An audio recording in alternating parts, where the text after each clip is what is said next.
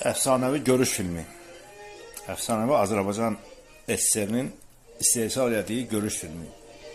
1956-cı ildə bu filmi çəkiblər. Gələn il 26-cı ildə bu filmin, demək, bu kinonun 70-ci il dönümü olacaq. Bilmirəm, başqaları barəsi necə deyə bilmərəm, amma öz barəmdə deyə bilərəm ki, yəni uşaqlıq indiyə qədər bu kinonu ən azı 250-270 dəfə baxmışam bu kinoya. Nə qədər də baxıram, o qədər də baxmaq istəyirəm. Çünki bu mənim doğma filmimdir, Azərbaycan filmi. Bu, mənim Sovet Azərbaycanının tarixində istehsal olunan filmdir. Yəni, bu filmi ümumiyyətlə istəməyən olmaz, olsa da o şəxsdə vicdan olmaz. 100-ün 100%. Nəysə də, nə demək istəyirəm o ilə də? Bununla onu demək istəyirəm ki, yəni, öz tarixinizə hörmət edin də, hörmət edin. Bugünkü mənim, bu indiki hal-hazırki videomda mənim qısa olsa, Azərbaycan öz doğma dilindədir. Öz doğma dilində çəkirəm bu videomu.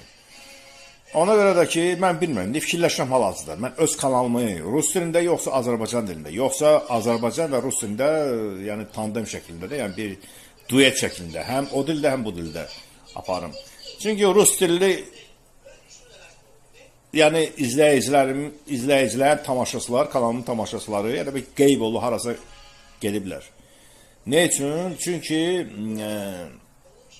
Rusiyanın əsas asnovoy kontingent məndə Rusiyada idi də, Rusiyada baxırdılar da mənim kanalıma. Rusiyadakı, oradakı aləm deyib bir-birinə, Ukrayna, Rusiya, nə bilir, Rusiya, Ukrayna boşunda, dəlixana boşunda bir sözlə də.